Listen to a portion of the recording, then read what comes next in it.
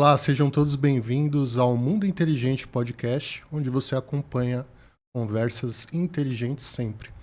E conosco aqui, nesse primeiro episódio, a Brasil Finance, que traz o oferecimento desse episódio. Você sabia que é possível manter o seu CNPJ ou o seu CPF limpo, mesmo estando inadimplente? É isso mesmo. Acompanhe o Instagram da Brasil Finance, @BrasilFinance_, e converse com os consultores. E neste programa de estreia, estamos aqui com uma convidada muito especial. E para ler o currículo dela, que é algo extremamente... um currículo extremamente robusto, eu trago aqui a nossa convidada, que é psicóloga, analista corporal, hipnoterapeuta e especialista na condução de desbloqueios de traumas e bloqueios emocionais. Com vocês, Rebeca Firmiano. Rebeca, seja muito bem-vinda ao nosso programa hoje. Obrigada, Bruno, pelo convite. Uma boa noite a todos. É um prazer estar aqui, ainda mais nesse programa de estreia, né? Estou muito feliz, é um prazer. Obrigada pelo convite. O prazer é todo nosso. E antes da gente começar a falar da especialidade da Rebeca, ela trazer todo esse conhecimento para nós aqui, eu queria, Rebeca, que você trouxesse antes para nós quem é a Rebeca. Sim. Bom, eu sou a Rebeca Firmiano, né? E além dessa profissional, né, analista corporal, psicóloga, hipnoterapeuta, eu também sou humana, né? Eu também sou falha, passo por dificuldades, problemas, desafios, né? E graças a todos esses desafios superados, né, eu me tornei a mulher que eu sou hoje. Então, eu já passei por diversas questões, né? Eu vou contar um pouquinho aqui para vocês. Eu já fui dependente emocional, já fui carente, passei por relacionamentos tóxicos, relacionamentos abusivos. Passei também por situações de luto. Então, todas essas questões, dependência com drogas também, e todas essas questões, né, que eu vivenciei, eu sinto que é uma bagagem, né, para o meu trabalho hoje como psicóloga. Então, eu consigo auxiliar, né, tanto de forma teórica quanto ter essa sensibilidade também, né, de acordo com as dores que eu enfrentei, esses medos, e continuo enfrentando, né, porque ainda tem muita batalha para ser enfrentada nessa vida. Eu falo que a vida ela é uma escola, né? A gente vem aqui para a gente poder aprender, lapidar o nosso espírito, a nossa alma. E eu falo que eu cheguei no fundo do poço, né? Num relacionamento abusivo, com uso de drogas. E ali eu sofri uma tentativa, né? Tentativa de homicídio. E aí, nesse fundo do poço, eu falei, não, eu preciso tomar um outro rumo para minha vida, eu não estou feliz, né? E eu clamei, pedi para Deus, falei, Deus, se o Senhor existe, pelo amor de Deus, eu quero um caminho, eu quero ser melhor, né? Ser um ser humano melhor. E a partir dali foram apresentados alguns caminhos, né? E aí eu começo uma imersão para dentro de mim mesma, através de terapia, através de comungar ayahuasca também. Aí inicia minha jornada espiritual também. Então... Você já era psicóloga nesse período? Sim, já tinha me formado como psicóloga nesse período. E como que era para você tentar ajudar os outros, sendo que você mesma estava com problemas internos? Sim, você sabe que é uma transferência, né? Eu queria salvar o outro, mas na verdade eu estava querendo me resgatar também. E no intuito de querer salvar as pessoas, ajudar as pessoas, na verdade eu que estava decaindo com elas. Então eu não conseguia nem ajudar elas, nem a mim mesma. E aí eu lembro que todo o discurso que eu vinha de ajudar o outro, na verdade era para mim mesmo, né? Então... essa questão foi vindo à tona depois, né, da minha cura.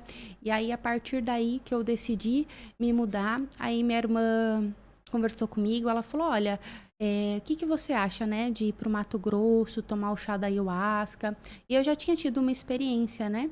E aí eu estava super aberta, né, para mudança, para transformação. Eu falei, tudo bem.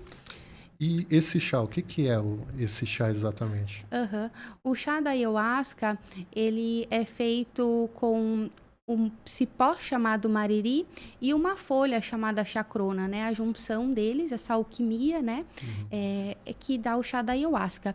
Esse chá, ele foi reconhecido, né, pelo mestre Irineu, que recebeu a doutrina, né, de espalhar a cura para a humanidade. Então, esse chá é uma medicina da floresta, né?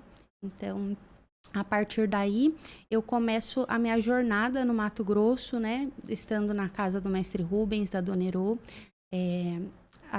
Eu participo da sociedade chamada SEDA, né, Sociedade Espiritual Divina Ayahuasca, e ali eu chego, né, fui aberta para as minhas curas. E aí eu vejo que não era só questão de uma dependência química, né? O buraco era mais embaixo, tinha questão de caráter, de personalidade, de valores.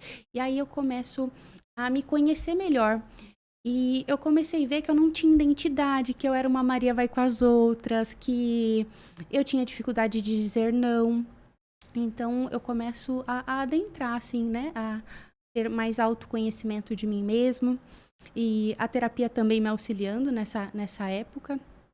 E eu falo que eu fui meu primeiro case de sucesso, né? Não foi fácil, mas eu não desisti de mim, não desisti da minha cura, da minha evolução. E literalmente, quando a gente tem esse desejo verdadeiro dentro do nosso coração, as coisas elas acontecem. Então a cura literalmente ela vem do alto, né? E a gente precisa ter fé. E hoje, trabalhando com a psicologia, eu vejo o quanto é importante, né? A gente ter uma mente positiva, porque tudo começa na mente, até a doença.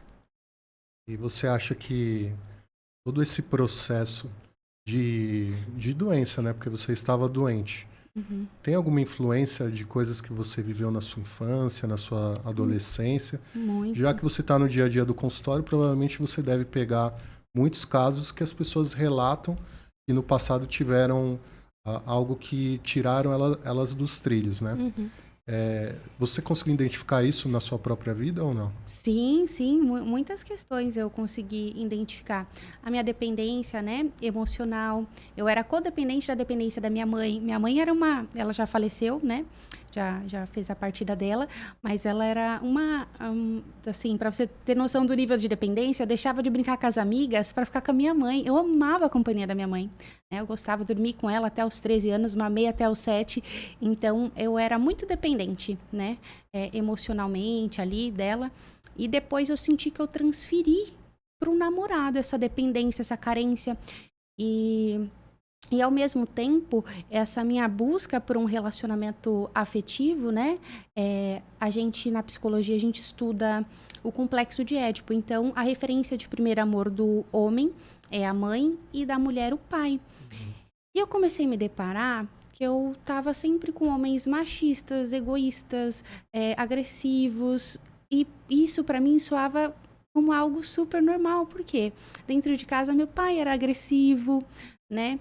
Então, para mim, quando eu estava ali me relacionando, as pessoas até vinham me falar, nossa, mas ele te trata mal, né? E eu nem conseguia me dar conta, sabe?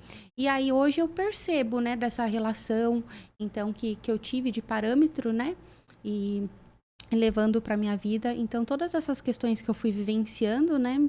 Claro, tem a ver com o meu passado, mas eu falo que eu não sou o meu passado também, né? Eu sou hoje a verdadeira Rebeca, em essência, e eu sou o que eu escolho me tornar, né? Então, eu acho que o nosso passado, a gente vem com uma bagagem, mas chega uma hora que o Jung, ele fala desse processo, né, de individuação, que é quando a gente se torna um ser individualizado, com os próprios valores, com a autorresponsabilidade.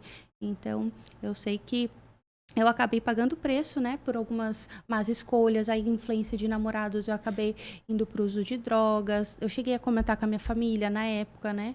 E aí eu lembro que minha mãe e minha irmã falou, não, mas isso vai te levar para... Eu falei da maconha, e aí ela falou, não, que isso pode te levar para outras drogas. E eu bati o pé e falei que não, que eu me achava mais inteligente quando eu fumava, que eu ficava divertida, que não tinha nada a ver, que o namorado ficava tranquilo e defendendo a causa, né? E aí eu não sabia onde isso ia me levar. E de repente me levou sim para outras drogas, eu fui para... Porque quando você está no meio, você está já ali sobre a influência, né? Isso acabou me levando sim para para o uso, né, da cocaína e tudo mais. E aí eu tive que levar um chacoalho bem grande para poder, acho que, despertar para a verdadeira vida. E hoje eu sinto que eu tô na minha verdadeira missão, sabe? É comigo mesma. Eu falo que a nossa missão aqui na Terra nada mais é do que a autocura, você se curar, né? Quando eu me curo, eu curo o próximo, eu curo a minha próxima geração, eu curo a humanidade, né? Então, é me ajudar para poder ajudar o próximo. Se eu não me ajudo, como eu vou ajudar o outro? Né? Então, é ter essa autorresponsabilidade consigo mesmo. Agora me conta como que foi você se identificar na psicologia. Porque você já disse que você era muito apegado à sua mãe e Sim. tinha algumas restrições ao comportamento do seu pai. Uhum. Provavelmente na infância você não conseguia identificar isso, você achava isso normal. Mas chegou a um certo ponto, provavelmente na sua adolescência, e você começou a perceber algumas coisas que te tiravam do eixo. Como que foi essa decisão de se tornar psicóloga? O que te fez querer aprender? Muito provavelmente as pessoas elas buscam um curso, às vezes, para se curar primeiro, depois pensando em ajudar as pessoas. Com você foi assim também? Eu falo que Deus que colocou esse desejo no meu coração, né? Eu trago a psicologia na minha essência, desde a infância, né? Eu fui aquela garota que gostava de apaziguar, de ouvir, né? Acolher. Então, eu não era aquela mulher que conseguia defender os outros ou saía bem numa briga, né? Não, eu era aquela lá que ouvia, acolhia. Então, eu acho que o dom a gente vem no mundo com ele para poder disponibilizá-lo pro mundo, né? Então, acho que faz parte de quem eu sou, né? Eu falo que é tão engraçado. Teve um dia que eu tava reparando na dinâmica da minha família. Eu falei, cara, eu tô na profissão certinha. Porque meu pai, né? O macho alfa de casa, quem decide as coisas. Minha mãe mais passiva, né? Mais submissa ali. E a gente não tinha voz, então o nosso papel era escutar mesmo. E você... Provavelmente você se identifica com alguns casos que você pega no dia a dia, né? O que você costuma pegar no seu consultório lá? Quais são as patologias que chegam? Ansiedade, depressão, síndrome do pânico, até uso de drogas. Sim. Qual que é a dinâmica do seu dia a dia no consultório? Eu fico até reparando, eu falo na sincronicidade, né? Como Deus ele vai mandando os pacientes ligados com a minha cura ou coisas que eu tenho que evoluir ainda, que eu tô vivenciando, é super dinâmico, assim. E é engraçado porque, na verdade, todos somos um. A minha dor é a sua dor, que é a dor dele, a dor de quem tá em casa. Então, é igual para todos, né? Só muda a intensidade, né? Só muda o endereço. Então, os casos mais comuns, assim, que eu atendo, né? A ansiedade, a depressão. Você acha que tem alguma coisa que liga uma à outra? Você acha que existe primeiro o diagnóstico da ansiedade para evoluir para a depressão? Você acha que são diagnósticos diferentes? De onde que vem isso? Vem da má formação familiar na primeira infância? O que você identifica quando você pega esse tipo de caso? Sim.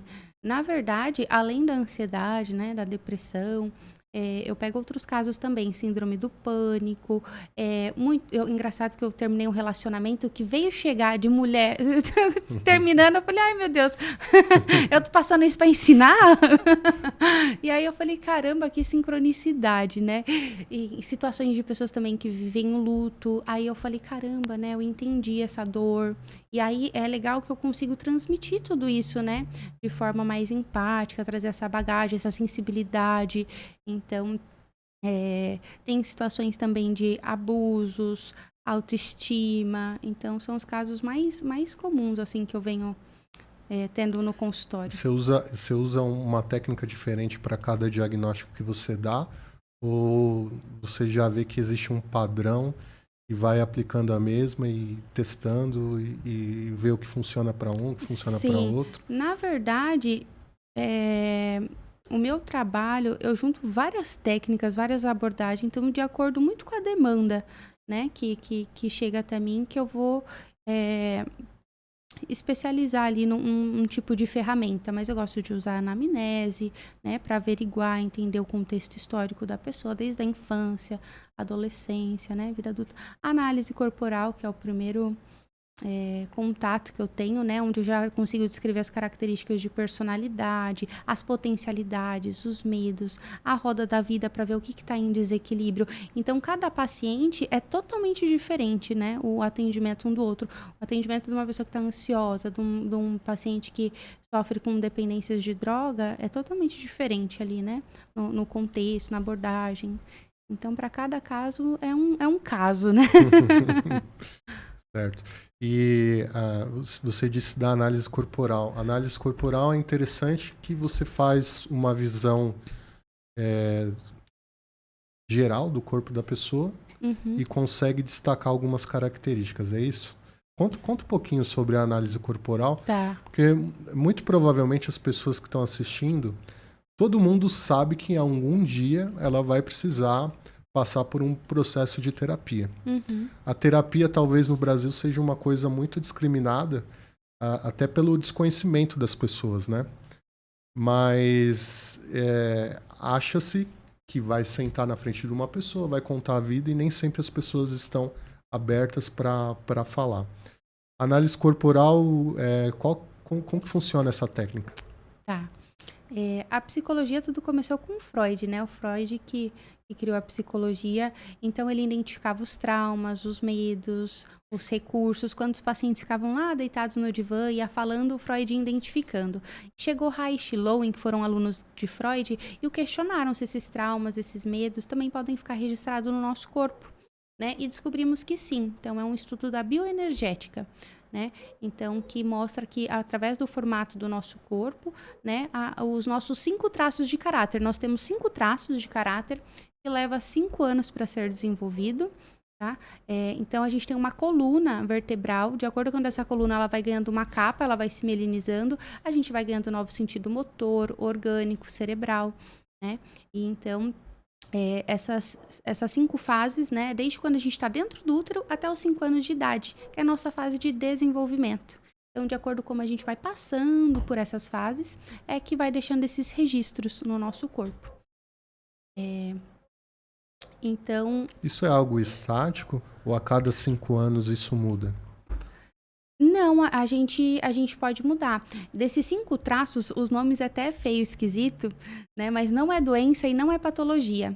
O primeiro, a gente tem a esquizoidia, a oralidade, a psicopatia, o masoquismo e a rigidez, né? Então, a gente transita também por esses traços. A gente consegue, ao longo da nossa vivência, experiência que a gente está tendo, a gente consegue alterar, sim, os traços no nosso corpo, porque a gente tem os 5. Aí muda o predominante, entende? Sim. Então quer dizer que em alguma fase da vida eu posso ter um traço predominante, outro não. E depois de um tempo isso ir modificando. Isso, pode sim. Como você modifica. Trazer outros traços, né? Ir trazendo outros traços. De predominância. Uhum. E essa Mais presente. análise corporal, como que ela funciona exatamente? Você pede para alguém ficar próximo a você, você toca no corpo, você só olha. Sim. Explica pra gente o que seria uma análise corporal, para o pessoal poder entender. Sim. Análise corporal eu faço a partir do formato do rosto e do corpo. Então, através do formato do rosto, né, eu peço para a pessoa sorrir, né, e do corpo a partir do formato dela, que aí eu consigo identificar. Tá. Eu ainda não consegui entender, então será que eu poderia ter um exemplo prático disso? Claro. Posso chamar alguém aqui para... Pode sim, vamos fazer ao vivo. Produção.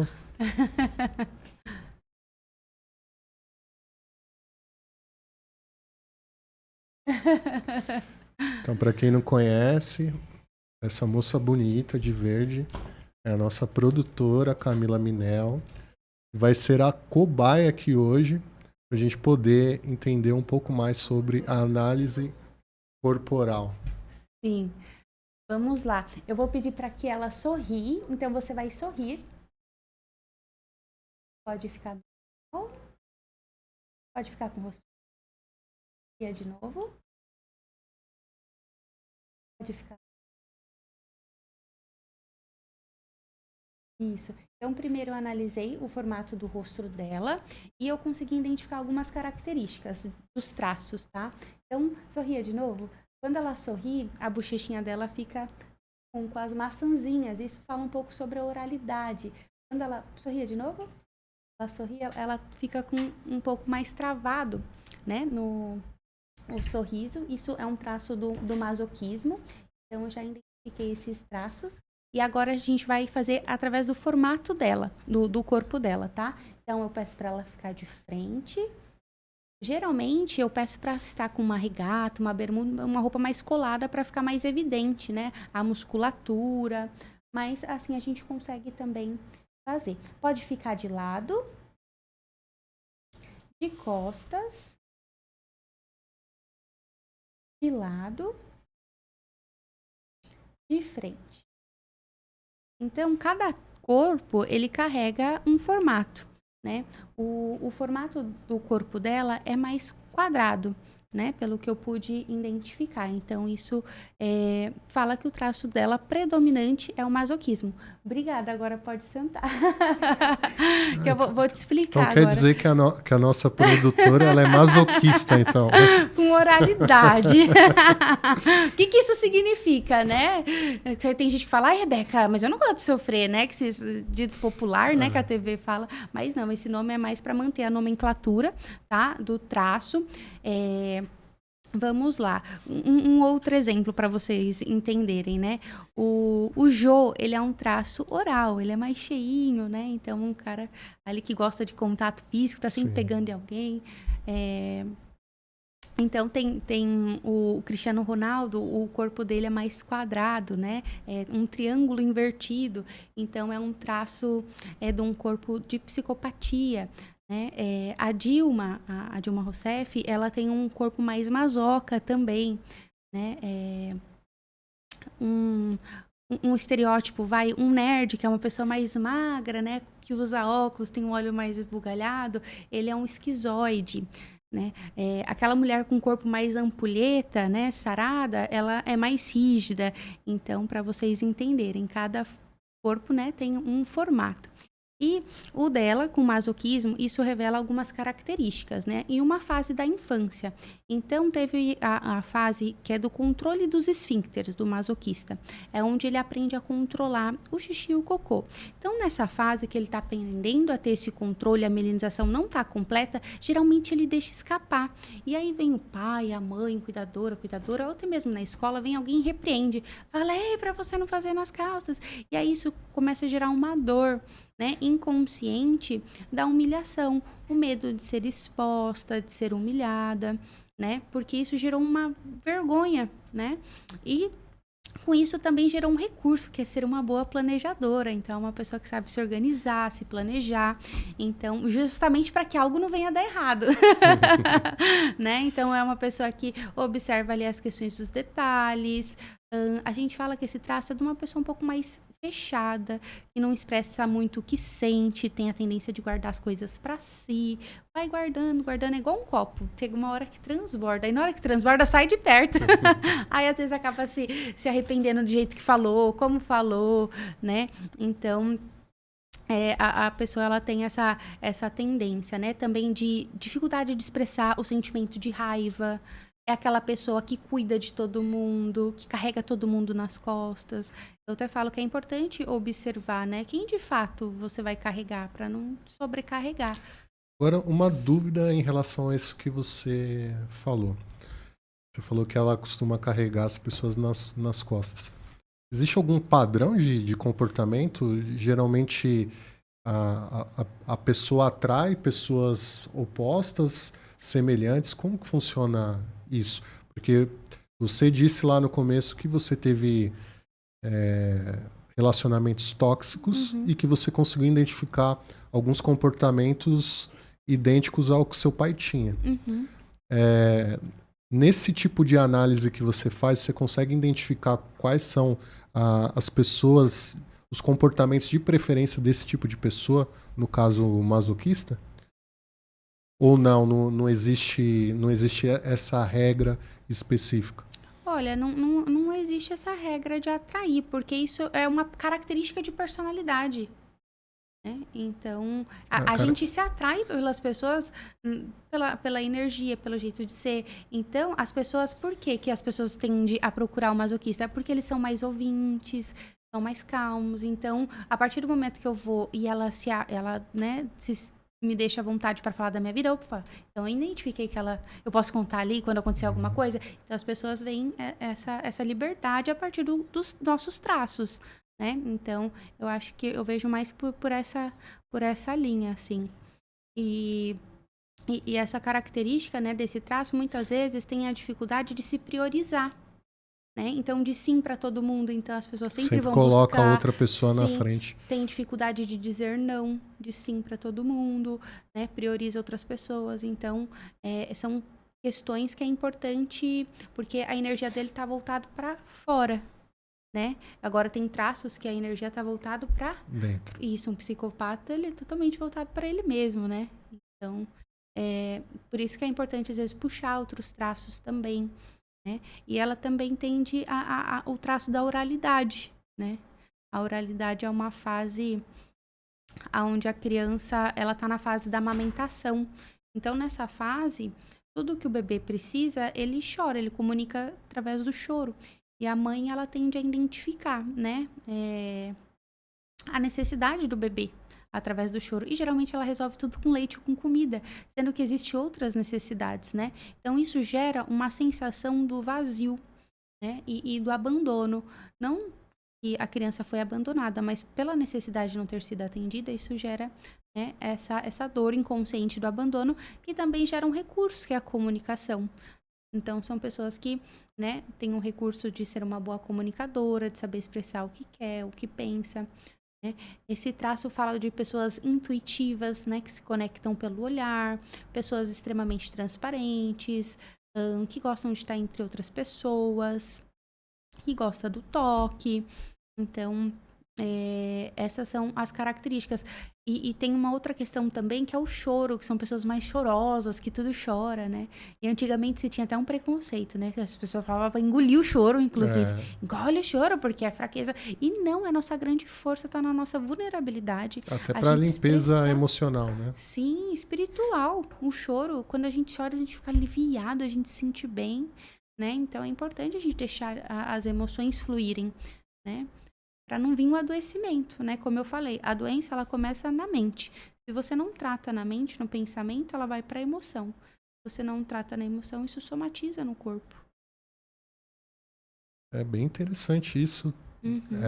Talvez algo que não se costuma ver na análise de psicologia, quando você vai para poder fazer uma terapia. Uhum. E aí eu queria só perguntar aqui, talvez vocês não estejam vendo, mas eu queria perguntar: teve alguma semelhança no que ela falou com o seu dia a dia?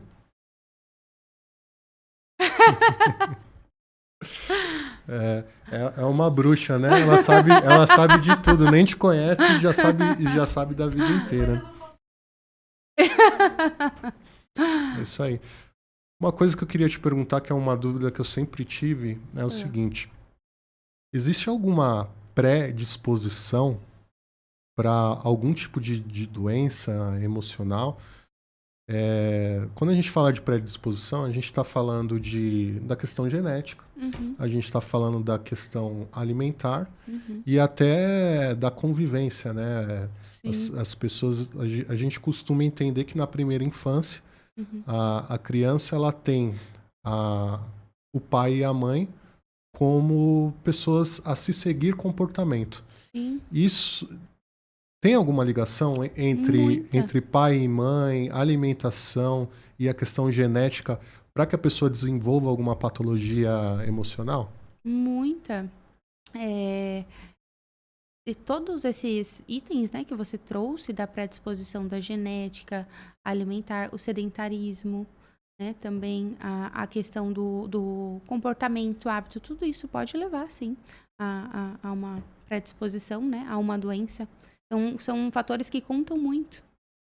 Então, nesse caso, vamos imaginar hipoteticamente aqui uma pessoa que esteja sofrendo de ansiedade. Ao que me parece, a ansiedade ela é o primeiro gatilho, né, patológico Existe até um catálogo de medicina que fala que a ansiedade é uma doença mental. Uhum. Você pode me confirmar isso ou não. Uhum. E através da ansiedade você pode desenvolver a síndrome do pânico, você Sim. pode desenvolver as compulsões alimentares, Sim. outros tipos de compulsão e até obesidade.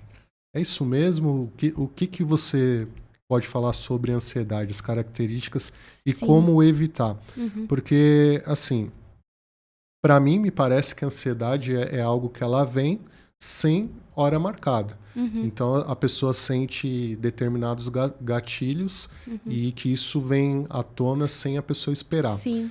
Mas, preventivamente, o que se pode fazer pelo controle da ansiedade? Sim. Eu falo que a ansiedade e a depressão é o mal do século, né? 21. Então, a ansiedade ela é determinada pela angústia, né? A sensação de ruim, uma sensação de medo. Então, é claro que cada pessoa ela apresenta uns sintomas, né? Mas os mais comuns é isso mesmo. O medo irracional, né? A insegurança, o medo de falar em público, dificuldade ali na qualidade do sono. Então, todas essas são características, né, que o ansioso ele tende a apresentar como os sintomas. O depressivo, né, ele já é uma doença crônica, né, a gente fala que é a falta e a diminuição, né, da serotonina, da substância serotonina, né, que é essa conexão que a gente tem, então, com o sistema nervoso central, né, E a depressão já é essa falta ou a perca de vontade de coisas rotineiras do dia a dia, né? Então, é onde a pessoa está com uma baixa energia. Então, os sintomas ali mais apresentados, né, para quem está depressivo, é o cansaço extremo, a dificuldade de socializar, irritação, medo. E dentro desses dois cenários, né, tanto da ansiedade quanto da depressão, são sintomas que paralisam o indivíduo, né? Então, a ansiedade ali pela questão do medo, né, e pela angústia, né, e a expectativa ali do futuro, né, e a depressão pela falta de baixa, né, energia que a pessoa ela tem de convívio ali com as coisas ou até mesmo com as pessoas, né? E a gente tem os sintomas em comum, né, que são sintomas psicológicos, que é o medo, pensamentos negativos que as pessoas tendem a trazer, a dificuldade com o sono. E também tem os sintomas físicos, né? Que às vezes é a compulsão, né? Alimentar, o aumento de peso, até mesmo o choro. Então, esses que são os mais comuns, assim, que eu tenho observado, né? Nos meus É casos. correto dizer que se uma pessoa tiver em fase de compulsão alimentar e obesidade, é correto dizer que se ela tratar a ansiedade, ela consegue ter uma melhora física? Sim, sim. Eu falo que tá tudo interligado, né? Corpo, mente e espírito. Até uma situação interessante. Teve uma vez que eu tava numa relação amorosa, onde eu não tava vendo que não era mais aquilo que, pra minha vida, que não fazia mais sentido, que de acordo com os valores, propósito ali. E aí eu fui trabalhar essa questão na academia, contratei uma personal lá, e fui trabalhar o meu lá, corpo, por quê? lá vem ela contar da Graciane e do Belo, né? Será que você foi pra academia e o personal... Você trocou seu namorado pelo personal? Não, eu tava com uma personal, era mulher na época. Ah, era mulher. Sim, era mulher. E eu fui trabalhar ali a questão de pressão, né? Porque eu ia enfrentar muita pressão no término do meu relacionamento, a resistência, né? Então, olha só quantas coisas, né, simbólicas, né, que a gente trabalha no corpo, querendo ou não, é tudo influência. Quando eu trabalho o meu corpo, eu também estou influenciando a minha mente. Quando eu trabalho a minha mente, também influencia no meu corpo. Até mesmo fizeram uma pesquisa, uma pessoa que estava peso com um braço né? E o outro, ele não colocava peso, mas fazia o mesmo movimento e mentalizava. Os dois cresceram, né? Da mesma forma. Então, para a gente ver o poder da nossa mente. Então, com certeza, né? Quando a gente trata eu mesmo para chegar nesse estilo de vida, no corpo que eu estou hoje, foi um corpo que eu idealizei há anos e tenho muito ainda para chegar, né? E é uma construção. Então, não é sobre uma dieta, é sobre um estilo de vida. Você acha que para esse tipo de alcance de resultado, tanto físico como as questões do dia a dia, né? Você chegar ao corpo ideal, você chegar a uma condição financeira, talvez dentro daquilo que você sempre planejou, existe alguma forma de você potencializar a sua mente para alcançar esses resultados? Ou você acha que é algo Sim. que você vai alcançando ao longo do tempo? Com certeza, tá tudo na nossa mente. Nós somos criadores, né? Nós, como filhos de Deus, né? O nosso Pai é o Criador, a gente também tem essa mesma potência infinita dentro da gente, é porque a gente não tem o conhecimento nem o acesso, né? Mas a nossa mente, ela é extremamente poderosa, né? Quando a gente muda a estrutura do nosso padrão de pensamento, da nossa energia, da nossa vibração, a gente constrói uma outra realidade, né? Para a nossa vida. Falando bastante de energia, de vibração, as pessoas falam muito de energia. Uhum. Eu queria entender a energia, o que é? É algo físico, é algo emocional, é algo mental, é algo espiritual? O que você considera como energia para que você potencialize a energia na vibração correta para que Uhum. você alcance determinados Sim. resultados? O pensamento é uma energia, a palavra é uma energia, a música é uma vibração, né? Então, tudo é energia, né? Existe um campo vibratório aqui, igual muitas vezes um som. A gente não vê, mas a gente sente, né? Então, a energia... E como que eu faço para poder alcançar a vibração correta ou a energia correta? Aham. O que eu preciso fazer? Sim. São lugares que eu preciso frequentar? São pessoas que eu preciso conviver? Uhum. São hábitos que eu preciso mudar? Uhum. O que eu devo fazer para poder alcançar a energia Sim. correta?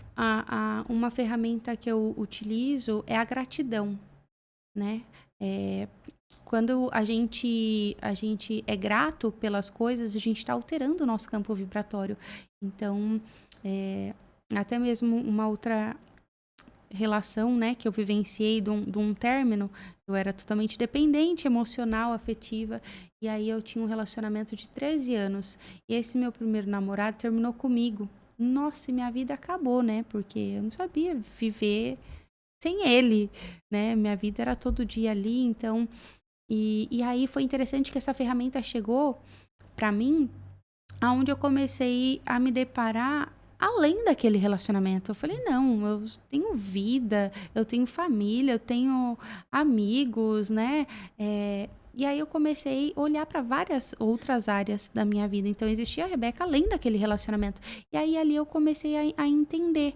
E eu fui conseguindo mudar o meu campo vibratório, porque inclusive esse meu namorado, ele era, acho que ele deve continuar muito pessimista, né? Então eu tinha essa visão também de reclamar e tudo mais, mas às vezes eu contrapunha ali com ele porque eu trazia comigo também esse otimismo, né?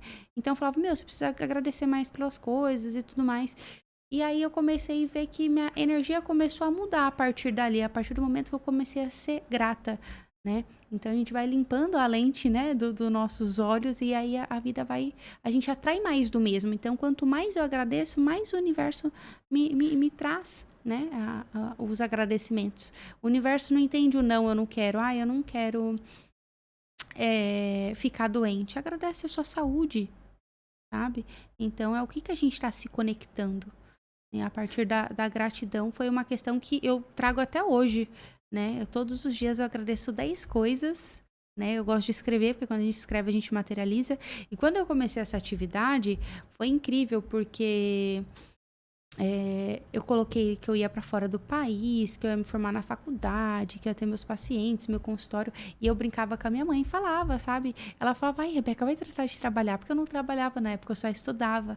E, tipo, ela tirava onda comigo ainda, né? E eu acreditava. E aí foi muito interessante que minha irmã me liga e fala, ai, Rebeca, tira o passaporte. Eu falei, como assim? Ela, a gente vai pra fora, você quer ir pra onde? Pra Inglaterra ou pra Cancún? Eu falei, ai, eu não acredito. Ela falou, sim. E aí eu falei, caramba, eu tinha agradecido, olha só, né? O poder da palavra, da intenção. Então, além de você pensar, você tem que sentir também, você tem que vibrar, né, para as coisas começar a fluir. E o que acontece? A gente vive num mundo onde as pessoas, elas acabam incentivando uma energia de escassez, de falta. A maioria das pessoas, você vai conversar, a pessoa tá reclamando, tá? Por quê? Vê televisão o dia inteiro, e na televisão só passa tragédias. Uma coisa que eu eliminei da minha vida, as pessoas falam assim, você viu isso? Não vi. Né? Eu tô indo na contramão do mundo. O mundo tá indo de um lado, eu tô indo pro outro, né? E eu posso te falar que com muito mais qualidade de vida, feliz, né? Então, hoje eu tomo muito cuidado com aquilo que eu vejo, com aquilo que eu escuto, né? Então, tudo é um alimento para nossa alma. Existe até um livro que diz que nós somos resultado das 5 pessoas que a gente mais convive, né? Sim. Então, baseado nessa afirmação, é isso que você tá falando, né? Sim. Mas faz sentido. Eu vi alguma semelhança de tudo que você falou na lei da atração. É isso mesmo? Porque a lei da atração dizem, né? Eu não conheço muito bem, mas dizem que a lei da atração você precisa agradecer antes de acontecer. Uhum. E isso, se a gente levar pelo lado espiritual, isso se chama fé. Sim. É essa ligação direta da lei da atração com essa energia. Sim. Olha que interessante, até a reprogramação mental, né? Ela vem daí. A nossa mente não sabe dissociar o que é verdade e o que é mentira. Se você tá assistindo um filme de terror, tu fica ali se tremendo todinho, porque tua mente não sabe se tá sendo real ou não. Uhum. Então, as pessoas, elas acabam se contaminando ali, né? Na frente da TV, assistindo as coisas. Por que o visualizar? Inclusive, eu conquistei meu carro assim. Eu falei, será que isso dá certo mesmo? Aí eu falei, eu vou fazer essa atividade de visualização. Aí eu ficava me visualizando, andando no meu carro e tudo mais. E aí, em pouco tempo, as coisas aconteceram.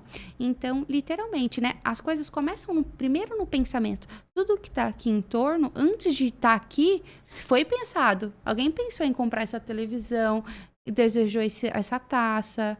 Então, tudo começa primeiro no pensamento. Por isso que aquela questão da gente mudar a nossa mentalidade, a gente muda a nossa realidade. Eu gostei disso, eu quero entender um pouco melhor, até porque eu acabei de comprar um carro, tem 2 meses, mas eu já tô querendo trocar. Qual que é o exercício que eu preciso fazer? Qual que é o exercício que o pessoal que está assistindo precisa fazer para mudar essa mentalidade? Uhum. Porque realmente o que você falou de mentalidade de escassez, isso é normal. Sim.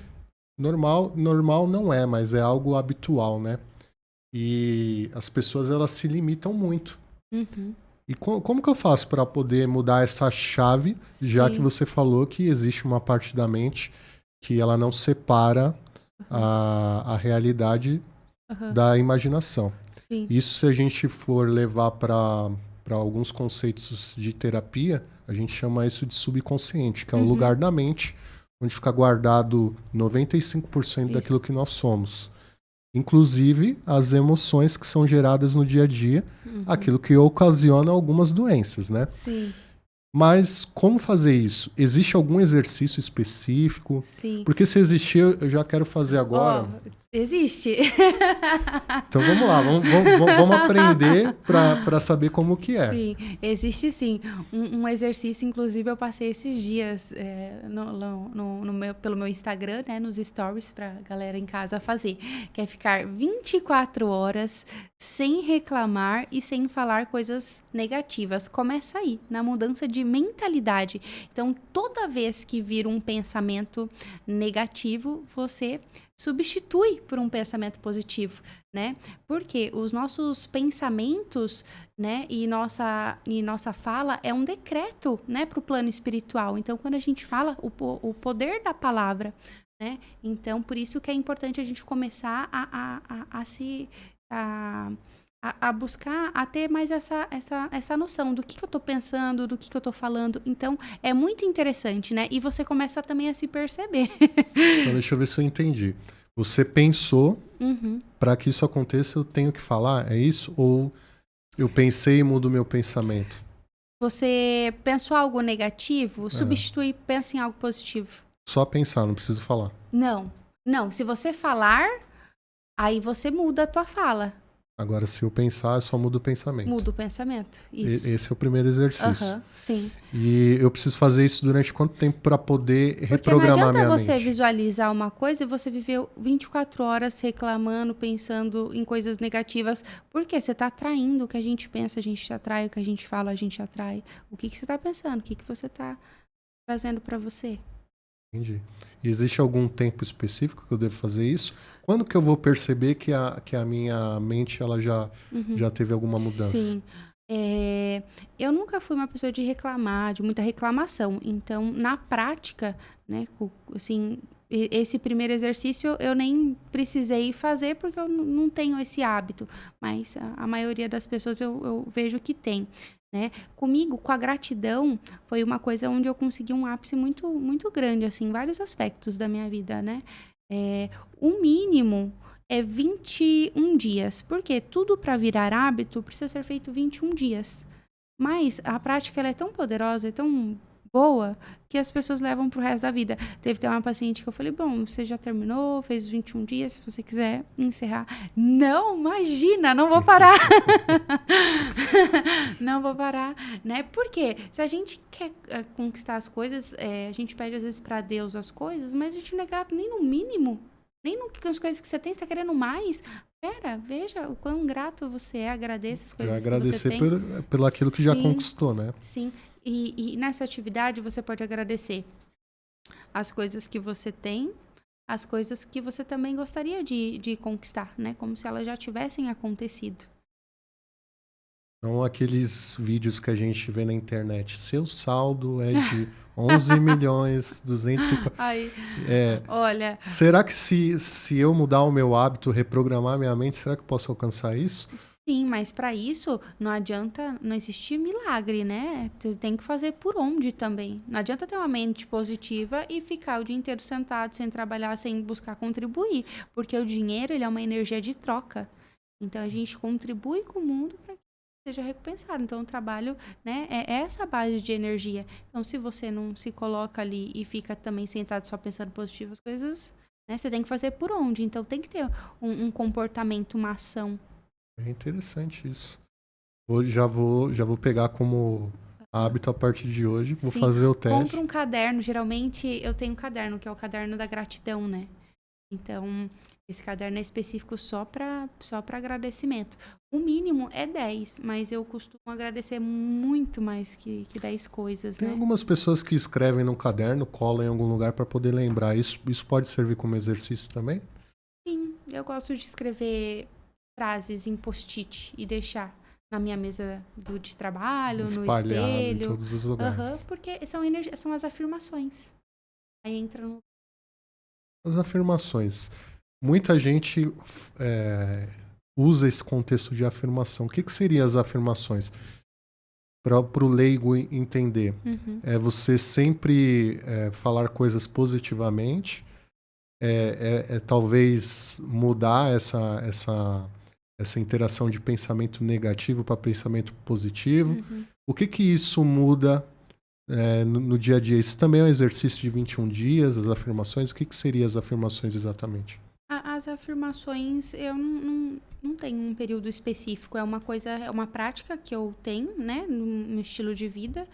E eu acho que são frases que me impactam, né, de energia que eu tô precisando. Então, eu sempre gosto de olhar, porque você tá se nutrindo. Lembra que tudo é um alimento? Sim. Então, aquela afirmação é um alimento ali para você. Aí, ontem foi interessante. Eu tô com desejo de conquistar algumas coisas. Aí eu falei, vou escrever e vou colar pra quando eu trabalhar ficar firmada ali. Porque você trabalha diferente, você sabe. Por quê? A gente não trabalha porque a gente tem que trabalhar, a gente trabalha pra conquistar um sonho, pra realizar algo. Então você tá ali em contato, você fala, né? Você vai diferente, você tá com mais energia. Existe alguma técnica de a gente poder controlar? É claro que em toda situação, você nunca vai conseguir controlar o comportamento do outro, sempre o seu. Mas existem situações que talvez o outro te cause alguma situação desagradável. E você internaliza aquilo. Existe alguma forma, ou algum exercício, ou alguma maneira de poder combater isso? Porque a Uhum. gente acaba. Sim. E isso, se você for levar ao pé da letra, existem algumas pessoas que desenvolvem doenças exatamente por trazer aquilo para dentro e não Uhum. conseguir se livrar do lixo emocional. Sim. Qual que é a técnica que a gente pode usar no dia a dia para poder, Uhum. talvez, é, não se contaminar com o Sim. externo? Olha, eu fui muito contaminada, assim. Eu era uma pessoa que eu não tinha um filtro. Eu tomava pra mim. E aí foi interessante que eu vi que eu estava evoluindo, porque estava acontecendo umas coisas agradáveis. Aí eu comecei a reparar, eu falei, cara, isso não diz aquela agressividade, aquele jeito de agir daquela pessoa, não era sobre mim, era sobre ela e o descontentamento dela. Ela só estava descontando em alguém. E eu entendi, eu falei, não é sobre mim. Eu falei, Rebeca, não toma pra você. Então é importante a gente ter esse autoconhecimento sobre si para você entender o que é seu, o que é do outro. Porque muitas vezes a pessoa ela tende, eu falo que as pessoas elas dão aquilo que o coração tá cheio, né? Então, se eu sou uma pessoa alegre, eu vou levar alegria. Se eu sou uma pessoa triste, eu levo tristeza. Se eu sou uma pessoa frustrada, eu gosto de a pessoa ela tem a tendência de frustrar o outro também. Então, é importante a gente tomar o conhecimento de autoconhecimento sobre quem você é, né? Eu falo que Deus deu a vida pra gente justamente para isso, pra gente se autoconhecer, né? Não pra gente ficar cuidando da vida do outro. Eu sei que é mais fácil, mas é importante a gente se autoconhecer, a gente vai soltando as amarras, vai se libertando de tantas crenças, de tantas questões, né? Então, é, é... e o que a gente leva da vida nada mais é do que isso. Nosso desenvolvimento aqui na Terra não é sobre o seu carro, não é sobre a sua casa.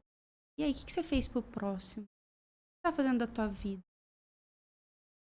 Então, é se ajudar para poder ajudar o outro, né? Então a gente começa pela gente. Falo que até o eu te amo vem eu primeiro. Se eu não tenho amor por mim, como eu vou amar o outro? Se eu não me perdoo, como eu vou perdoar alguém? Aceitação.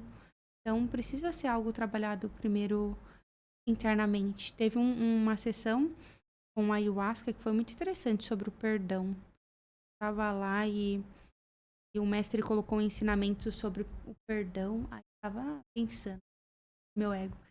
Quem que eu vou perdoar? Aí fulano, ciclano, nananana.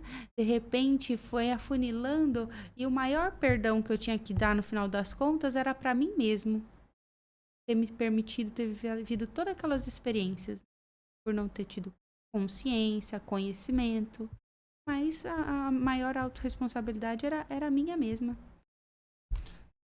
Agora eu vou te fazer uma pergunta que talvez aconteça muito no consultório, e é uma pergunta que talvez muita gente tenha curiosidade. Como perdoar alguém que já não está mais aqui? Uhum. Porque talvez não, essa é uma afirmação, que a base de toda terapia é o perdão. Se você não consegue perdoar talvez a si mesmo e ao outro, você não Sim. consegue se livrar de algumas questões emocionais. No dia a dia, o que você orienta para pessoas que ainda têm aquela reserva emocional dentro de si, só que de uma pessoa que já se foi? Uhum. Sim.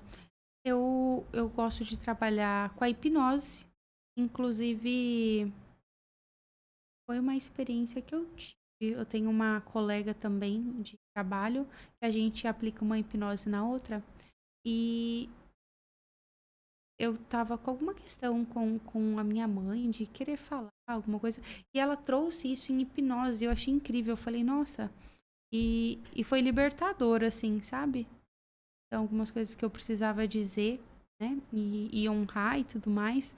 E a gente pode fazer isso tanto com a hipnose, né, como também no processo terapêutico, onde eu induzo ali. Não necessariamente a pessoa ela precisa estar presente. Uma coisa que eu também costumo fazer, tanto na minha vida quanto também falo para meus pacientes, que, cara, tem me ajudado demais da conta, é escrever. Então, eu escrevo, a gente até na Seishonoe a gente chama de desintoxicação mental. Então eu escrevo tudo aquilo que me feriu, que, né, me magoou e tudo mais, porque a gente precisa tirar de dentro, né? A cura é você botar pra fora. Então, se a pessoa ela não passa por um processo terapêutico, escreva. Aí o mais interessante é você escrever, aí depois você vai e queima. Aí eu fico pensando, nossa, vendo aquela folha pegando fogo, eu falo, como é transmutador o fogo mesmo, ele é incrível, né? Transmuta tudo. E literalmente, assim, eu fui me trabalhando várias questões dentro de mim sobre o perdão, através da escrita também. Você falou da hipnose. Muita gente não conhece a hipnose, acha que talvez você induza alguém a fazer determinada coisa. Você pode falar assim da técnica da hipnose? O que é a hipnose? Para que serve? Quais casos que pode ser aplicado? A hipnose nada mais é do que a alteração de consciência, né? Então, é um estado de alteração da consciência. Tem gente que fala, tenho medo de perder a consciência. Não, você não vai perder a sua consciência, você continua consciente do início ao fim, mas você fica mais suscetível, né? A gente coloca num estado de relaxamento, onde a pessoa ela fica mais suscetível às nossas sugestões, né? Ela pode acatar aquelas sugestões como não acatar. Igual uma conversa, né? Com qualquer outra pessoa no seu dia a dia, você está selecionando o tempo inteiro o que você vai pegar, o que você não vai. Mas essas sugestões são totalmente voltadas ao processo terapêutico de evolução dela, né? Então, onde são feitos reprogramações, né? E desprogramações. Na verdade, a maioria das pessoas que eu pego, a primeira coisa é deshipnotizar, porque tá todo mundo nesse processo, né? Então, a gente deshipnotiza. E aí você falou da alteração de consciência.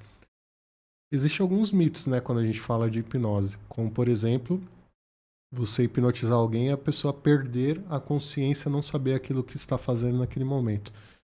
Isso realmente é um mito? Acontece ou não? A pessoa sabe de tudo que está acontecendo naquele momento? Olha, nos casos que eu atendo e que eu tenho experiência, eu creio que é um mito. Eu nunca tive essa questão Até porque a pessoa está acordada em todo momento, né? Está consciente, ela só está num estado de relaxamento. Mas ela está consciente, sim. Outro mito que a gente costuma ver na hipnose é que as pessoas falam que vão contar segredos ali e que quem está colocando em estado de hipnose vai induzir a contar segredos ali. Isso é um mito? É verdade ou não? O que você pode dizer sobre isso?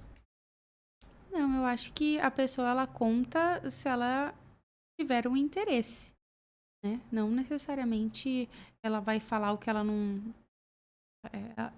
não deseja, né? Ela fala aquilo que ela tem vontade. Não, acho que é um mito isso.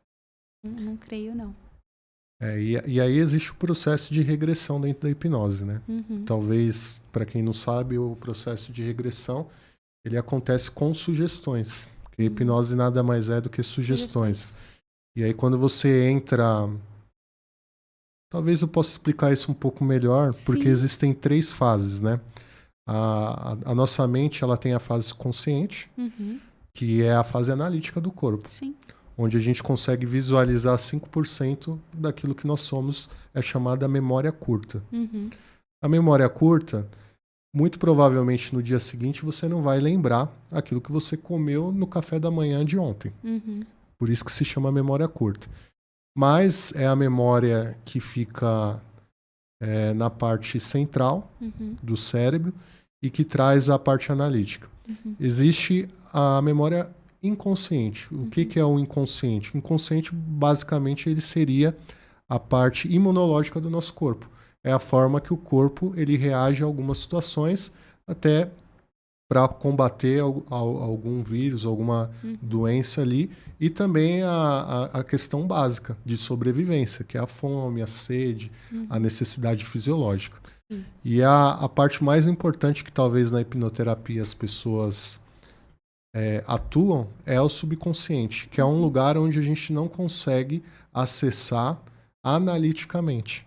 Ali fica 95% da memória, que a gente chama de memória longa. E junto dessa memória longa está associado às emoções. Então, o hipnoterapeuta, talvez você possa trazer a sua experiência também, se ele não reconhecer a emoção, ele não reconhece a patologia. De que forma que ele reconhece a emoção? O primeiro passo talvez seja na parte de relaxamento, que é o primeiro passo. Não existe esse negócio na hipnose 1, 2, 3, durma. Isso daí é mito. Isso é mito. Vamos desmistificar todas as... Talvez dentro da hipnoterapia exista a questão de confiança entre paciente e que na hipnose não se chama de paciente, porque o hipnoterapeuta ele não é médico, ele não é psicólogo, então ele não pode chamar de paciente, ele chama de cliente. Essa é uma questão também que se alguém um dia quiser virar um hipnoterapeuta, até para saber a nomenclatura. E aí entra-se em estado de relaxamento que basicamente o corpo físico está suscetível à questão que a gente chama de compound, que são sugestões. O compound ele pode ser sugestão positiva ou negativa, até para poder alcançar a questão da regressão. Então todos, desde que não tenha alguma doença mental física, pode acessar o seu subconsciente através de sugestão. E existe também a auto-hipnose. Então, para aqueles que ainda têm medo e acham que hipnose é uma coisa mística, uma coisa espiritual, não, a hipnose ela é uma ciência onde você consegue reconhecer algumas características. Sim. E não existe ninguém hipnotiza ninguém. Existe a auto-hipnose e o hipnoterapeuta ele é o condutor. Baseado em tudo isso que eu falei, a auto-hipnose ela é algo que a gente pode fazer no dia a dia. O que você pode trazer assim, para a gente de exercícios de auto-hipnose? Porque, pelo que você falou aí, as afirmações, ela é muito parecida com aquilo que a gente vive de desenvolvimento da auto-hipnose. É isso mesmo? Qual exercício que a pessoa pode fazer e o que a auto-hipnose pode ser benéfica no dia a dia para controlar a emoção? Sim, a hipnose a gente pode usar em diversas situações, né? De ansiedade, medos. Então, você mesmo, né? Ter um espaço. Primeiro, você precisa de um espaço ali confortável, né? Que ninguém venha te interromper, né? Onde você busca estar mais confortável possível. Então, a gente pede para ficar sentado ou deitado, né? E a partir dali, existe todo um passo a passo, né? Se você quiser, eu posso trazer. O que você acha? A gente vai fazer em mim? Vai fazer em alguma pessoa? Ou vai fazer em quem está assistindo? Para todos nós. Eu vou ler um roteirinho aqui de hipnose e aí a gente vai... Tá bom. Então vamos fazer esse exercício então. Vamos deixar a minha colinha aqui. Essa auto-hipnose, né? Como a gente vive num país, né, onde cobra muita pressa da gente, a nossa alma, ela quer calma. Vem muitas vezes a questão do estresse. Essa daqui é uma auto-hipnose para amenizar o estresse, tá? Então, como eu falei, né, prepare aí um cantinho onde você possa ficar mais confortável possível. A partir de agora, eu vou pedir que todos fechem os olhos. Então vamos lá, Rebeca, para as primeiras orientações. A pessoa precisa estar num local preferencialmente sozinha. Isso. Com ausência de barulho. Isso. E então, se a pessoa tem criança em casa, tranca a criança no quarto, é isso? Sim. Primeiro passo é estar num local tranquilo. Isso. Se acomodar, ou sentada ou deitada. Isso. É isso. Isso. Fechar os olhos, mantenha a coluna reta, se for ficar sentado ou deitado, né? O alinhamento da coluna. Então, feche os olhos e respire profundamente. A gente vai começar com as respirações. A partir daí, eu vou fazer uma contagem, né? De 1 até 10. E à medida que eu for fazendo essas contagens, eu quero que você se sinta cada vez mais relaxado e mais tranquilo. 10, 9, 8. Eu quero que a partir de agora você sinta a tensão e as preocupações saindo do seu corpo. 7, 6, 5. Sinta-se afundando em um estado de calma profunda. 4, 3, 2, quase lá. 1. Visualize um lugar tranquilo e seguro. Este é o seu espaço interior, aonde você se sente completamente seguro e protegido. Sinta a serenidade deste lugar. A minha mente está calma e tranquila. Eu respondo ao estresse com calma, clareza e serenidade. Visualize uma onda de calma e relaxamento fluindo por todo o seu corpo. Começando pela sua cabeça e descendo até os seus pés. Sinta cada músculo se soltando e relaxando. Foque na sua respiração e sinta o ritmo regular dos seus batimentos cardíacos. Imagine que a cada inspiração te traz calma e a cada expiração te libera da tensão. A partir de agora, associe a palavra ou a imagem à sensação de calma que está experimentando.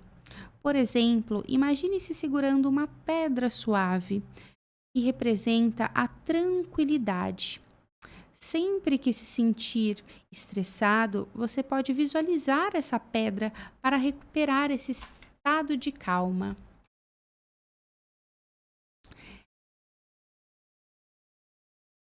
Continue respirando.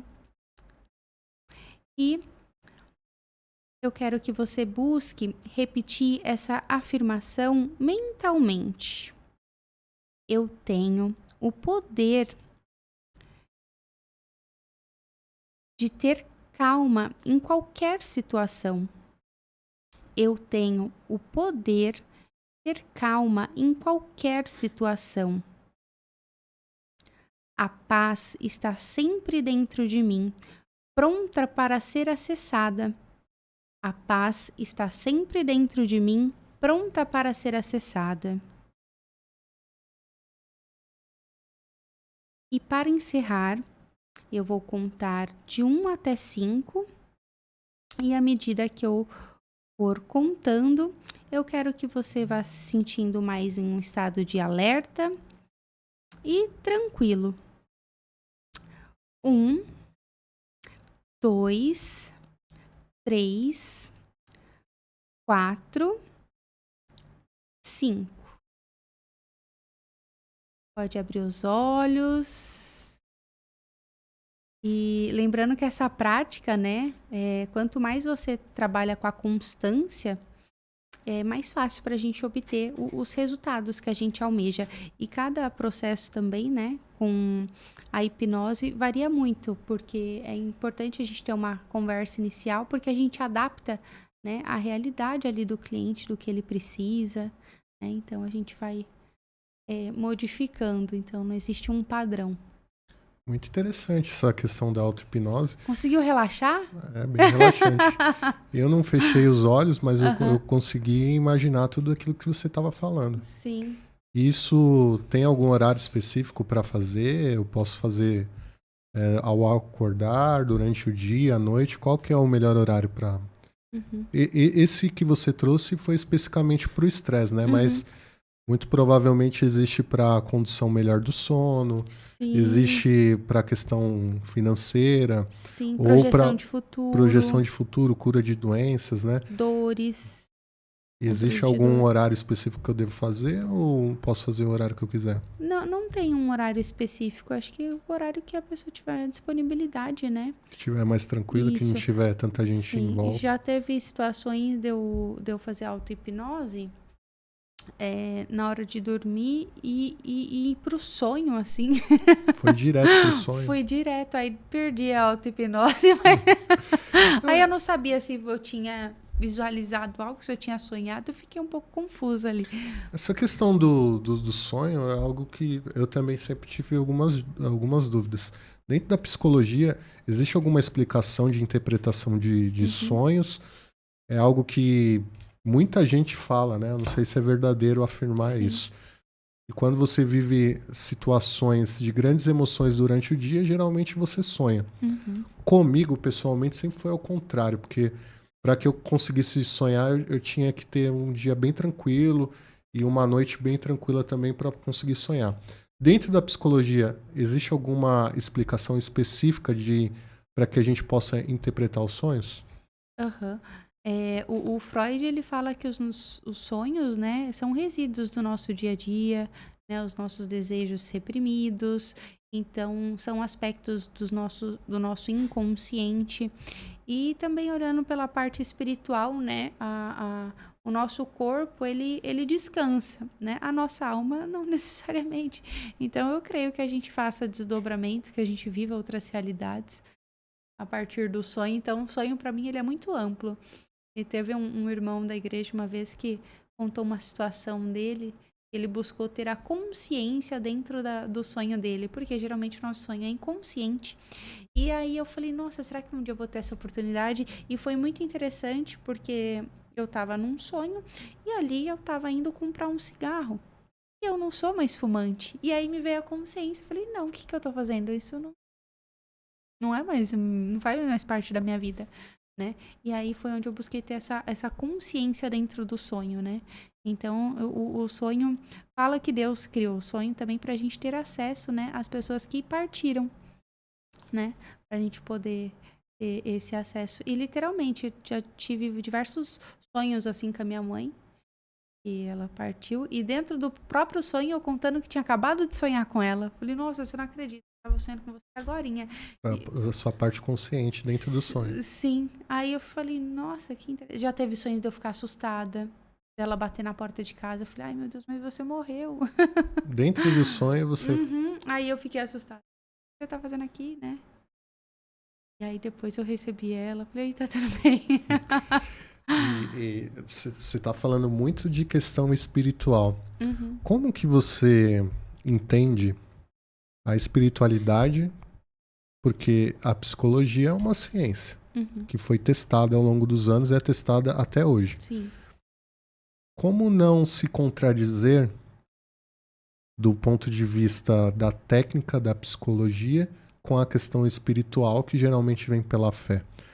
Uma valida a outra ou existe convergência entre as duas? Nossa, eu acho que se complementa muito, né? Porque quando a ciência não cura, a gente tem que ir pra fé. A cura vem do alto, de você acreditar. Eu mesma, assim, eu tinha muito preconceito, né? Quando eu via, na minha época de pessimista, eu via as pessoas dentro da religião e falando que se curou de câncer, de doenças e tal.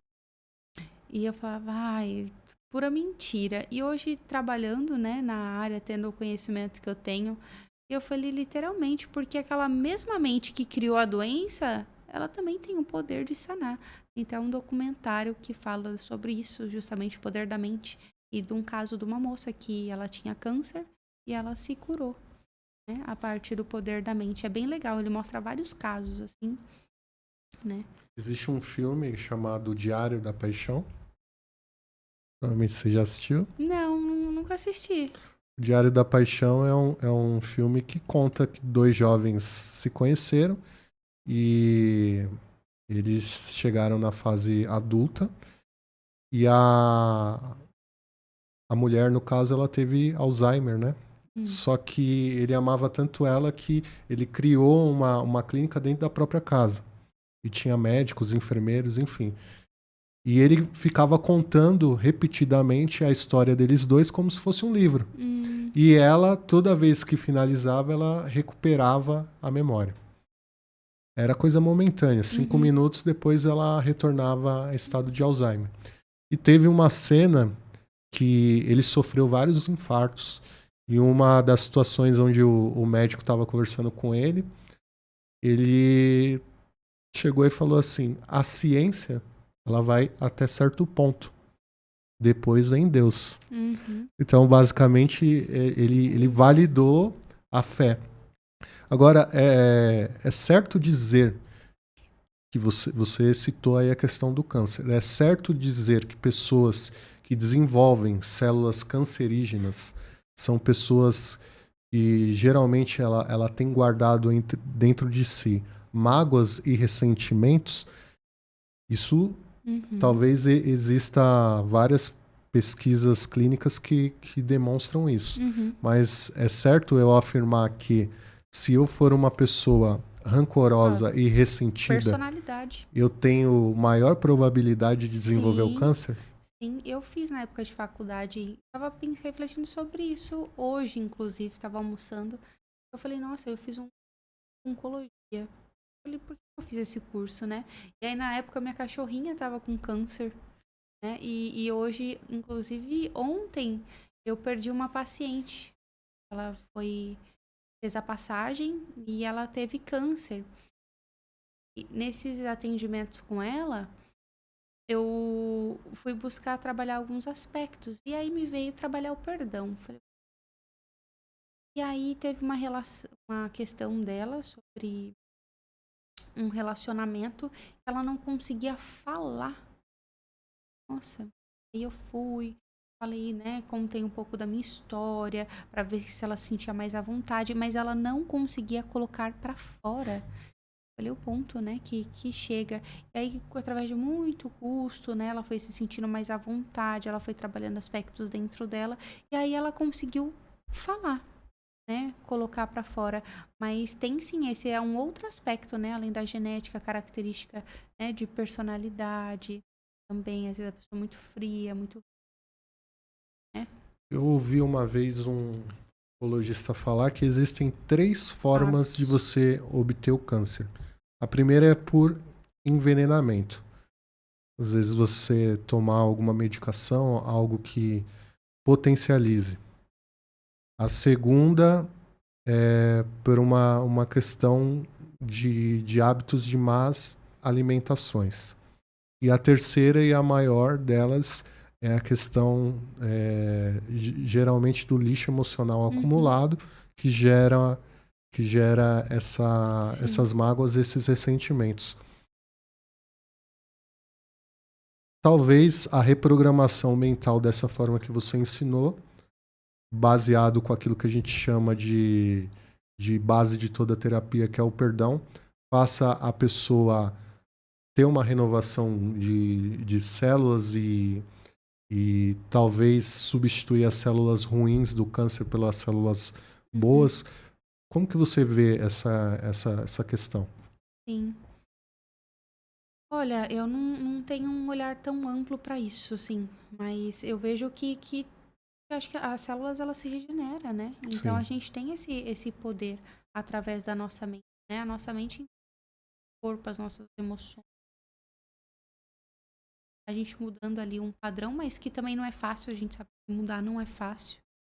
Não é de uma hora para outra, isso leva tempo, né? E também acho que o desejo, né?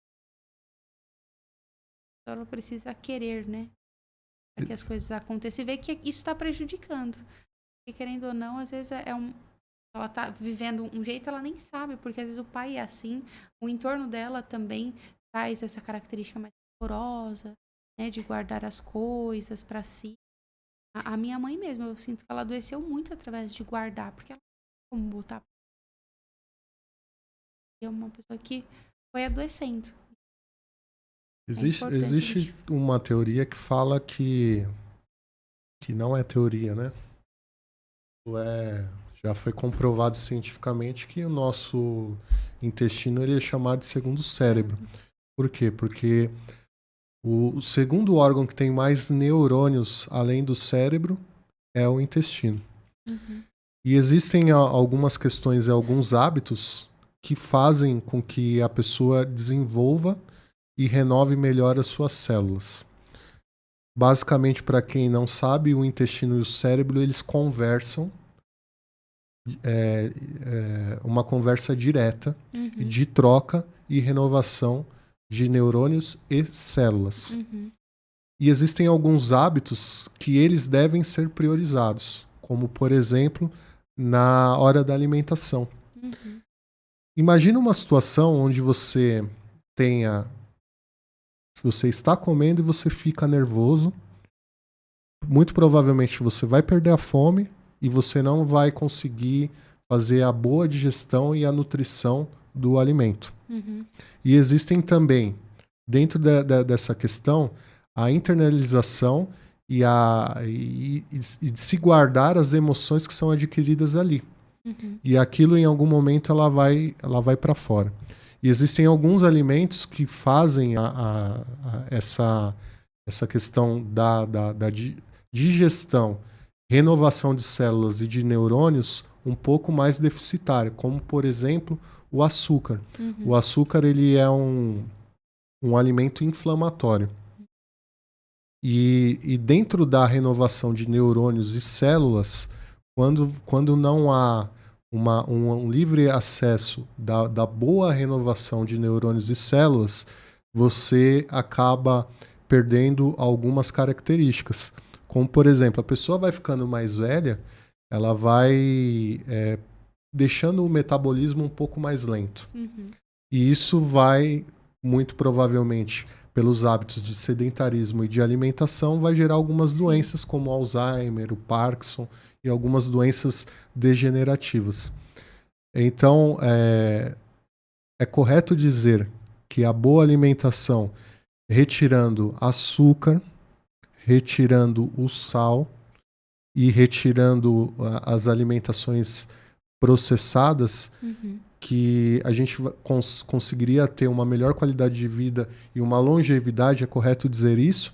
Ou não tem nenhuma relação de alimentação com essa questão emocional? Uhum.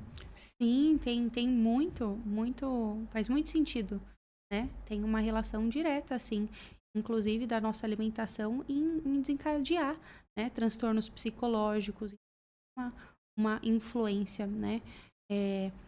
Até mesmo você citou na questão dos fast food, então o exagero, né? Nos fast food, isso pode levar, sim, questões de terem mais probabilidade de uma depressão, né?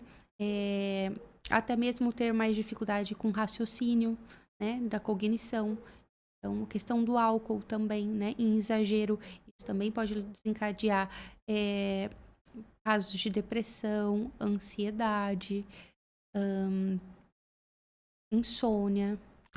E por que antigamente, se a gente for pegar 10, 15 anos atrás, a gente não ouvia muito falar sobre ansiedade? Depressão era uma coisa que talvez tinha outro nome. Uhum. Você citou muito Freud, né? Freud, na época de Freud, determinado tipo de doença, a depressão, por exemplo, ou o estado emocional mais arraigado, se chamava de histeria, né? Uhum. Por que antigamente, num passado não tão distante de 10 a 15 anos atrás, não existia tanto diagnóstico dessas doenças e hoje tudo parece ansiedade, tudo parece depressão? Uhum. O que mudou de lá para cá? Sim. Eu sinto que as pessoas adoram se diagnosticar também, tá? Auto ser diagnosticado. Uhum. Porque a doença tem os seus ganhos secundários, né? A criança, muitas vezes, quando fica dodói, tem atenção, tem presente, tem carinho. Então, às vezes, é uma forma também da pessoa não se movimentar, não se mobilizar, porque tá, né? Então, existem várias questões, né? E hoje a gente vive também numa sociedade adoecida, né? No sentido da gente viver numa questão muito rápida, né? Acho que hoje a gente vive numa questão ociosa mesmo, de muita comparação. Então, você tem que estar bem firmado em si para não adoecer, né? Comparação é algo que é importante talvez a gente trazer aqui. Por que as pessoas se comparam tanto? Uhum. Principalmente as mulheres, né? Porque Sim. às vezes uma mulher passa na rua, talvez um homem não olha, mas com certeza uma outra mulher vai olhar. Uhum. Por que existe essa Sim. questão? É uma questão cultural, é uma questão da sociedade atual? Sim. E quais são os métodos e o que eu preciso fazer para me autoaceitar? Uhum. Eu sempre falo, né, que a gente aprende a saber quem nós somos através do olhar do outro. Então, na infância, tudo aquilo que era dito que você era, você pegava para você, né, tomando como verdade.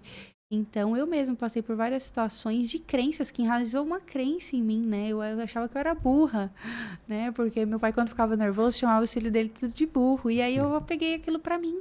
E aí demora pra gente detalhar essa crença, né? Eu falei, não, eu sou estudada, eu sou capacitada. Isso era um nervosismo dele, isso diz coisas relacionadas a ele, não a mim, né? Mas como a gente acaba agregando, então as pessoas elas tendem a se identificar e se olhar através do olhar do outro e não desse olhar para dentro, né? Então a partir do momento que a gente tem esse momento com você mesmo, né?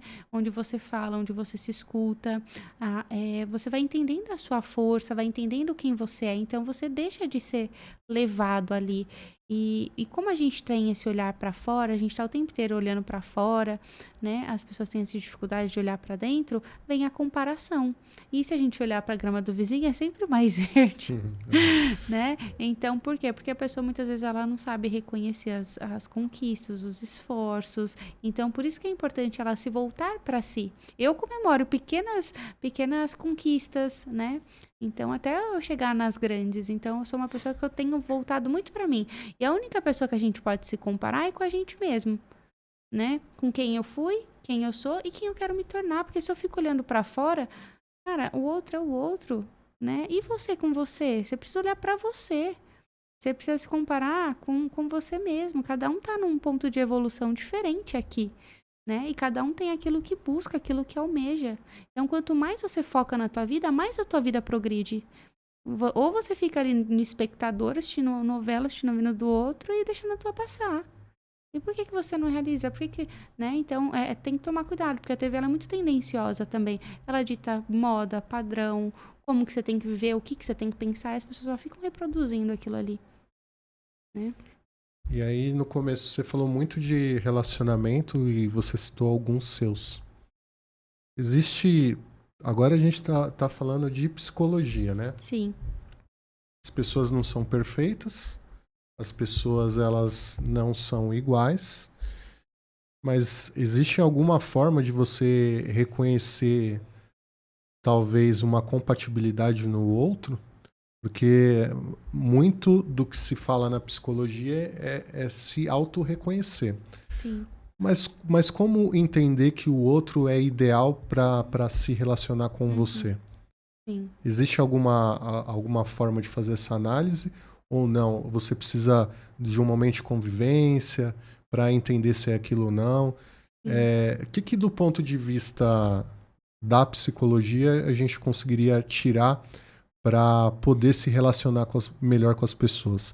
E aí eu não estou preso somente no relacionamento afetivo. Eu estou dizendo do relacionamento afetivo, do relacionamento de amizade e do dia a dia de escolher aqueles que estão perto de você ou não. O que eu posso reconhecer no outro para poder tomar essa decisão? Eu acredito muito na sincronicidade, né? Nas pessoas que vão chegando na nossa vida. Eu acho que tudo tem um porquê. Todos nós somos um mensageiro, né? Então, as pessoas vão chegando em determinado tempo na nossa vida porque tem um certo propósito ali, um certo entendimento. Então, né? Até as piores situações ali de convivência te trouxe aprendizado. Então, tudo é válido, né? Não tem uma experiência que não tenha que tenha sido em vão. Não, até aquela que foi dolorosa, que foi difícil, te trouxe muitas questões, né, que você aprendeu. Mas, claro, quanto mais você cuida da tua energia, cuida de você, mais isso vai te levando a um certo convívio social com determinadas pessoas, né? Eu mesma me conectava com homens que eram agressivos, e aí, de repente, hoje, quando eu me curo nesse sentido, né, eu não me conecto mais com aquilo. Então, eu busco ser aquilo que eu quero encontrar, um relacionamento amoroso mesmo, né? Ah, como que eu quero que esse cara seja, né? Ah, eu quero que ele seja um cara bonito, que se cuide, que tenha um bom trabalho. Então, por que que eu não me torno tudo isso, né? Então, e é interessante. E aí você começa a se conectar. A partir do momento que você cuida de você, que você tá nessa tua energia, a gente acaba se conectando com as pessoas, né? É uma questão de troca, então. De você ter aquilo para poder oferecer ao mesmo tempo que alguém oferece para você. Bem sabendo o que você vai falar, né? Porque isso é polêmico. Sim, Pode sim, soar para algumas pessoas como sim, algo talvez feminista ou machista, sim. E mas eu sou uma tal pessoa, né? No sentido de agora pulando essa questão de relacionamento, né? Eu busco dar para o mundo aquilo que eu gostaria de receber, né? Então, se eu quero mais amor, que eu seja mais amor. Se eu quero mais alegria, que eu seja mais alegria. Porque tudo é um espelho, tudo volta, né? Então, a partir do momento que a gente planta, tem uma hora que a gente vai colher. E claro, dentro dessas plantações, estou plantando bem, estou plantando amor. Vai ter gente que não vai reconhecer, vai ter gente que não. E tá tudo bem, porque isso diz respeito ao outro. E aí, olha a importância de eu saber, né? Para não pegar para mim. Então, cada um tá num ponto, né? E fica na nossa vida de acordo com a nossa mentalidade, de acordo com a nossa evolução, de acordo, né, com aquilo que você acha que é válido para você, né? Que não esteja sendo tóxico, né? Então, quando a gente se ama, a gente quer boas relações, né? O amor, ele cuida, né? Não é aquilo que destrói. Quanto mais você tem hoje, eu tenho muito cuidado comigo e eu evito aquela pessoa que me tratou mal, que, cara, não faz parte da minha vida. Por quê? Porque eu me amo, eu me cuido, eu não vou deixar, né, que uma energia atravessada venha. Até o mesmo o jeito às vezes, de se portar, de conhecer, eu consigo expressar no meu rosto que eu não tô curtindo aquilo. Né? Se a pessoa vem muito afobada, se ela é assim, tudo bem, mas aqui não, sabe? entendi. Fica aí a dica para quem quiser namorar a Rebeca, mande as cartas. Dando uma de Silvio Santos aqui. Lembra disso, Namoro na TV? Sim, Do se tinha Silvio muito, Santos, né? né? Tinha vários programas de relacionamento. É que eu não assisto mais Por TV, que, não por sei que, que o como pessoal tá. naquela época era tão velho, né? Você Você lembra acha? daqueles programas lá que Lembro. a Eu mocinha. adorava, sabe qual? Do Beija-Sapo. Ah, você é mais lá A com a Daniela. Cicarelli, né? Sim, adorava aquele. Assistia eu, meu irmão e minha irmã. Assistindo os Beija-Sapo. Tem um amigo que ele faz parte da Agência Floresta. A Agência Floresta é que produz o De Férias com Ex. Se você quiser, eu posso Olá! te indicar pra lá, né? Vai que Legal, aí você vai ter que sair do mar ali e arrumar um barraco lá, né? Pra dar audiência. Mas é isso. Sim. Eu acho que você trouxe pra gente bastante conhecimento e lucidez sobre algumas questões. Foi muito importante esse bate-papo, até para abrir a mente das pessoas e trazer um novo viés que nada é estático, né? Sim. Às vezes a pessoa, ou por hábito, ou por questão de comportamento, vive aquela vida sempre daquele jeitinho, nunca quer mudar, nunca quer se Sim. arriscar, e acaba talvez perdendo algumas situações que possam trazer novos ares, trazer novas perspectivas, né? E acho que foi muito importante. Antes de pedir para você deixar sua mensagem, suas considerações finais, eu queria me dirigir nesse momento para falar sobre o Momento Empreendedor. O Momento Empreendedor é um quadro que a gente vai trazer a partir dos próximos episódios. Se você tem alguma empresa ou algum projeto, alguma startup e gostaria de apresentá-lo aqui para que nós fizéssemos a ligação entre você, empreendedor e investidor, para que o seu projeto cresça, você pode entrar em contato conosco pelo Instagram. Lá no Instagram você clica lá no link e vai ser direcionado para os canais de comunicação do podcast. E aí você pode falar diretamente conosco. Então, a partir de hoje, você que tem algum projeto, startup ou alguma empresa que já esteja funcionando e queira algum investimento, a gente vai poder, a partir de hoje, fazer essa ligação. E então, sem mais delongas, eu gostaria de agradecer muito, Rebeca, a sua presença aqui hoje. Foi algo muito satisfatório para mim poder aprender com você. E todas aquela apresentação inicial da doutora Rebeca Firmiano é isso mesmo. A doutora Rebeca é isso mesmo. E muito mais além daquilo que a gente imaginava. Então, eu gostaria de agradecer a sua presença hoje, te convidar para que você venha aqui outras vezes, ou até se você sentir a vontade de apresentar o programa aqui comigo, com os outros convidados que a gente vai trazer. O foco do programa é trazer pessoas que sempre agreguem conhecimento para que a gente possa aprender de alguma forma. Então, a gente vai ver pessoas da área da saúde, a gente vai ver situações do dia a dia, política, bem-estar, enfim, vamos trazer convidados que agreguem. Aqui não é só um bate-papo, aqui é uma troca de conhecimento, então eu acho que esse primeiro episódio foi muito bem representado por você. Eu quero te agradecer muito e quero que você faça as últimas considerações, olhando para a câmera, passando a sua mensagem, né? A sua mensagem de boas afirmações, de esperança. E espero que você tenha gostado do dia de hoje, porque esse é só o primeiro dia que nós vamos ter por aí. Que honra, né? Participar desse primeiro episódio. Foi um prazer enorme, né? Um presente para mim também. Eu adoro o que eu faço, né? A profissão, quem eu sou. E é muito bom compartilhar isso com o mundo, né? Então, que vocês também tenham a esperança, né? Porque se um pode, todos podem. E a gente possa focar na nossa cura, né? Pra gente ser seres humanos melhores, pra gente poder ajudar a si, ajudar o próximo e transformar esse mundo, né?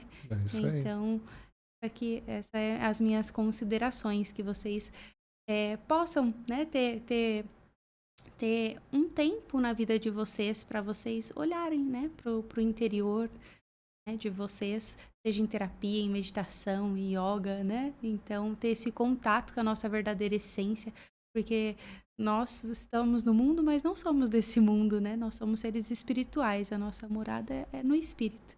Então, a gente precisa olhar para ele também, né? E se alguém quiser conhecer o trabalho da Rebeca, poder compartilhar aí um pouco e aprender com a Rebeca, ou até fazer uma terapia mesmo, onde que a gente pode encontrar a Rebeca? Pelo Instagram, existe algum telefone? Conta aí pra gente, que talvez alguém que esteja assistindo tenha gostado e queira partilhar um pouco do dia a dia dela com você, para poder ter uma melhora física e espiritual. Sim. Eu tenho o meu Instagram, né, que é o @psicoanalista_Rebeca. O meu site também, que é psicoanalista_Rebeca. E lá no meu Instagram tem o meu contato, né, de telefone. Vocês conseguem acessar tanto o site quanto o meu telefone pessoal também, para vocês conhecerem mais sobre o meu dia a dia, né? Também terem acesso às informações, né, que eu busco trazer sobre o meu trabalho. Então fica esse convite para vocês. É isso aí. E aqueles que estiverem solteiros e quiserem o contato da Rebeca... Não dá ideia, por favor. Daqui a pouco aparece lá mil pessoas seguindo a Rebeca lá no Instagram. Então é isso, pessoal. Gostaria de agradecer a todos que compartilharam esse primeiro programa conosco aqui. E se você quiser nos acompanhar, é só nos seguir no Instagram, @O Mundo Inteligente Podcast. Ou melhor, Instagram é Mundo Inteligente Podcast, e nas outras redes sociais também, como o Spotify e o YouTube, e todas as outras redes sociais, O Mundo Inteligente Podcast. É isso, agradeço a todos por estarem conosco aqui e até o próximo episódio. Um abraço, até mais.